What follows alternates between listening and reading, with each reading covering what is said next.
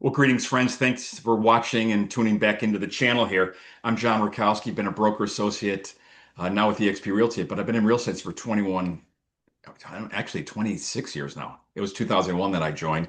And as you know, on this channel, we help buyers and sellers make wise decisions when it comes to real estate, transactions and decisions, because we know what a huge step this is in your life. And one of the key items or elements to any transaction is working with a great lender. Um, and what I would encourage all of my newer agents to do is, in my opinion, the buyer is the most important part in the transaction, but the second most important person is the lender because they're key to getting the transaction done. So I'm very honored and blessed to have the relationship with Mark Hogrefe, who I've known for probably over 20 years now. And Mark is my go-to guy when it comes to loans. So we're going to start a series on talking about loans, the different type of loans, and just to educate you, the buyer, on the process. So, Mark, welcome to the channel, and I'm excited to kick this off. Appreciate you having me. It's my pleasure. Thank So, you. why don't you give a little background about yourself first? Sure, yeah. Again, my name is Mark Hogrefe. I'm the president and co-owner of SunPoint Home Loans. We're a mortgage broker business based in the Tampa, Florida area. Primarily, we do exactly what you're referring to, is we help home buyers finance their purchase, whether that be first-time home buyers, somebody buying their second or third property. We help investors. We help buyers buy vacation homes, secondary residences. So yeah, we help them, guide them through the process, make sure they're getting the best possible program for their purchase. Being a mortgage broker business, we work with dozens of wholesale lenders, and we take the client's scenario and we shop with those lenders to provide them with best terms. So lowest interest rates, lowest cost, allows us to work with more programs that you might find, compared to your bank or credit union. So competitive advantage in terms of lower costs, lower rates, but also more programs too as well. I've been in the business, yeah, it's amazing. We rattle off these years, at times it flies when you're having fun here, but I've been in the mortgage business for about 25 years. Our brokerage has been in existence for maybe 12 to 13. We went fully independent as a mortgage broker about 10 years ago. So yeah, we've worked with a lot of great agents like yourself to guide them through the home buying process. Yeah, thank you, Mark. Yeah, and believe me, for the newer agents out there, the key to any transaction in which there's a loan is the loan officer. Communication is key, and I always know I had one going this past week with a first-time buyer who he had his own lender, and I always cringe when that sometimes happens, but I messaged the gentleman this week and I said, lack of communication to me is a huge red flag. Communication is key in this business, whether we're the realtor, the lender, the title person, or whatever. So, Mark, episode one, I made some notes because I don't want to miss any questions that I think would be important to the buyer here. So we're going to call this episode one, and Okay. basically this I titled this "The Biggest Mistakes Buyers Make Before They Ever Look at Homes." So, question number one is, what should every buyer do before they start looking? Good question. I would say first, know what your budget is. Know what you want to spend on a monthly mortgage payment. Okay, especially for your first-time home buyers. Sometimes we're coming across a lot of first-time home buyers that have been living with their parents. That's a stat. That's what you're seeing now. 20s and 30-year-olds sometimes are just getting into the housing market. So knowing where your monthly payment budget is very important. You got to have realistic expectations in terms of what the home prices are out there. But staying within your budget is very important because obviously you're gonna have to be comfortable with that mortgage payment day one, but year three, four, and five.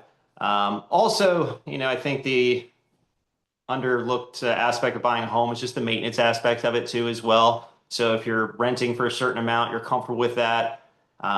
If you can go up, great, but you have to factor in the maintenance cost, the repairs on the home too as well. So that's number one. And when you're working with a mortgage broker or a lender, you want to know what that budget's going to correlate to a purchase price. What's that's going to get that for you out in the marketplace.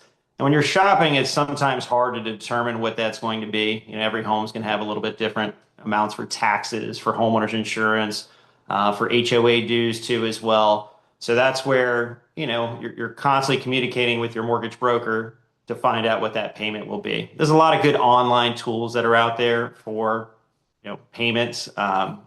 Big companies like Zillow has one too as well, bankrate.com. But, when you find that right property, you should be getting with your mortgage broker so they can work up detailed payment estimates for you so you know exactly what you're getting yourself into. So that's number one. I would say number two is maybe getting pre-approved early in the process. I mean, too many times I see a buyer come to us and they're like, "Hey, we love this house. We want to make an offer." And then, we're determining if we can actually pre-approve them for that property and find out which loan program will work best for them. But ideally, it's best before you go out there and start shopping to get pre-approved. A lot of aspects. Determine what program will be best for you. It's good to know that early on. Also, credit score is very important in our industry. If I talk to somebody maybe a couple months before they're going to make their purchase, we can somehow maybe work on their credit to get them in the best possible position so they can get the best terms. If they, find a property and they're trying to make an offer right now, usually that credit score is going to stick with the loan terms. There's nothing you can really do that late in the process. So getting pre-approved early on is very important. And I would say maybe another aspect is shopping your mortgage too as well. I mean, I think I read a stat the other day from the Mortgage Bankers Association. They said that over 80% of buyers are not shopping their mortgage. They're just going with the first company that maybe their local bank or credit union, taking the application, just going with them because just for convenience, I guess. But you understand buying a home is usually somebody's biggest purchase they're going to make. So you definitely want to make sure you're shopping. I see people shop their car purchase all the time. They'll go to 4 or 5 dealers just to save $1,000. But you'd be surprised on a mortgage, you can save thousands, if sometimes, I'd say something $10,000, $15,000 on their mortgage just because they are shopping. So Yeah.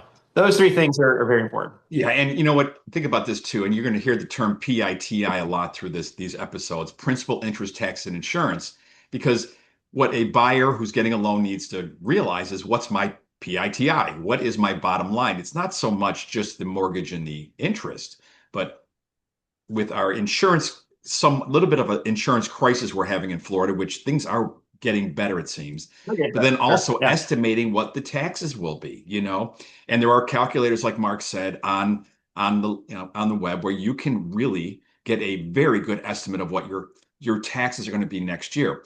Because remember this, taxes are paid in arrears in Florida, so you're paying the amount of taxes that the seller is paying monthly, but going next year, what's it going to be? And we can, well, that's a completely another Sure. video if we wanted to do. So, and while I'm thinking of it, think about this too. When you drive by those car dealerships, you rarely see the sticker price on the window. What you do see is $7.99 a month because they want to put in that new Ford F-150 owner's head is you can own this car for $7.99 a month, not for $89,500, whatever it might be.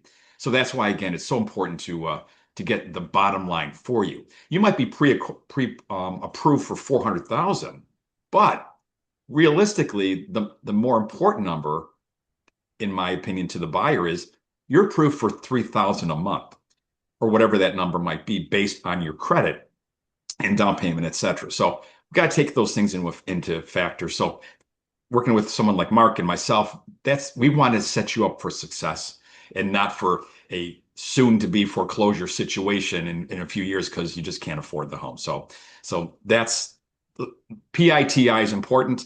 Yes, shopping alone is vital. Okay.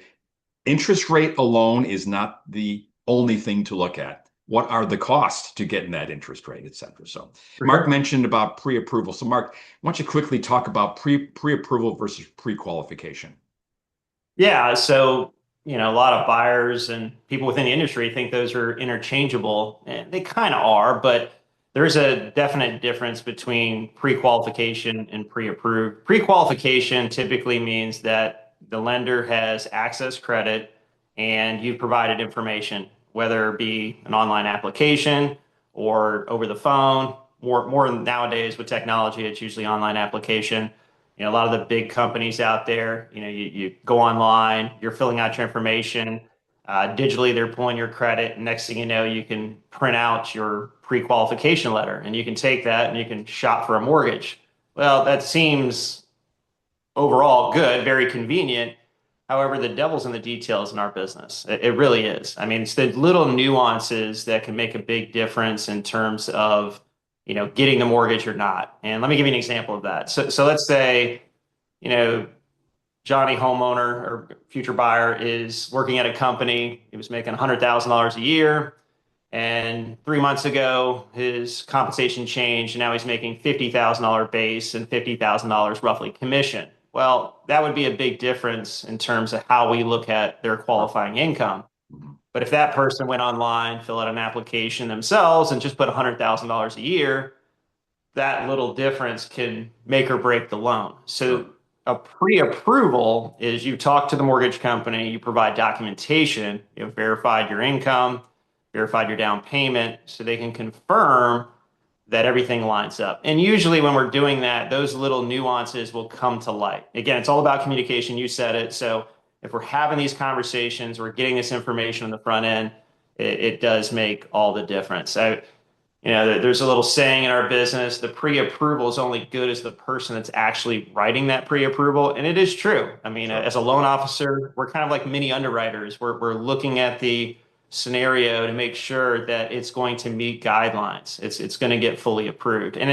Yes, the technology is great. We use it all the time. We have digital applications too as well, but we put our eyes on it and we ask those questions so we don't have those pitfalls. The last thing we want is have a buyer that goes through the home buying process, looks at 20 homes, get under contract, super excited about buying their house, and then the deal falls through because of X, Y, and Z. We really don't have that because we're very thorough on the front end, but I can't say that that's the case with a lot of other companies out there. And again, getting pre-approved is very important. So if you talk to a mortgage company and you didn't provide any of your documentation to them, you might be a little bit leery about that. Okay. So very, very important to make sure you go through the full pre-approval process. Right. And I know that sometimes in our world as realtors, you wonder, like, why did this happen a week before closing? Well, most of the time, I'm guessing the buyer did not provide or was not just upfront with everything with their lender. The loan officer can only, produce for you that pre-approval with the information that you're honestly giving him. And I mean, there's certain things that Mark can pull up online, et cetera, but they need the tax returns. They want to set you up for success. And that's why they're asking for those things. And, working with a trusted loan officer, like somebody that I'm going to work with Mark, I know if he tells me that this guy is going to get a loan, he's going to get a loan. And he's going to say, John, you know what? Might be a few bumps in the road here. And here's what we have to look for.